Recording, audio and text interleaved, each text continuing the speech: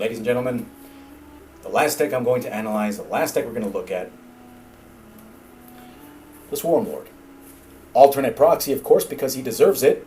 I don't know why it wasn't the full art, but that's neither here nor there. And this deck, let's get into it. Bracket 4. You'll see why I'm laughing in a bit.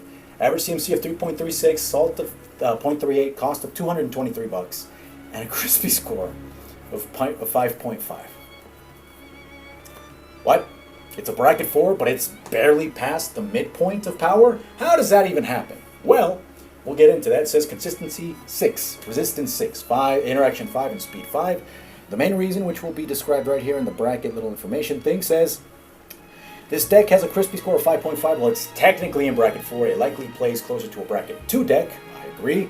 Consider discussing this point with your play group with for a better experience. And the reason why it's so powerful, so to speak, why it's in bracket 4, is because it has Toxicrene. Toxicrene is considered mass land denial. The one that says that all of the lands are forests in addition to their other types. So, you know, that's kind of a pain in the ass. But nonetheless, I'm going to keep it as it is. This was the very first deck I had. I changed a couple of things, but it was merely Tyranids. I didn't take any of those out. I got all my tokens in here. It's fantastic.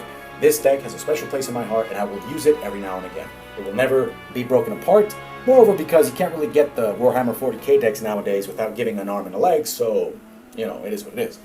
About this deck, it says, this deck is a teamer, +1/+1 counter, tribal strategy featuring the Swarmlord. The primary game plan is to leverage the Ravenous mechanic and X-cost Tyranid creatures to generate massive board presence and card advantage. The commander serves as a mid to late game engine, growing larger with each cast and providing a death trigger draw engine that ensures the deck doesn't stall after board wipes. Strategy focuses on heavy ramp and massive X spells like Spore Assist, Exocrine, and Zoanthrope, which provide utility, removal, and burn while scaling in the late game. Victory is typically achieved through overwhelming combat damage facilitated by trample enablers like the Old One-Eye or evasion from Winghive Tyrant. While it lacks infinite combos, it excels at stompy inevitability and maintaining a full hand through the synergistic death triggers and ravenous draws. So, yeah.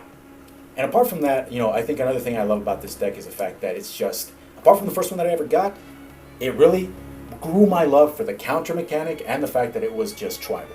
You've seen that in my other decks. You see how I build. Maybe this is the one that led to it, though I would never be able to build a deck like this because, you know, mostly I'm not smart enough. But nonetheless, guys, that's it for the deck analyses. Let me know what you think in the comments and leave a like. Deck list in the description. And the next thing that will come up, is going to take a while to make, is the big video talking about the whole collection, the whole kit and caboodle, everything, all the breakdowns, and hopefully you enjoy that one as well. See you in the next one, and I'll talk to you later.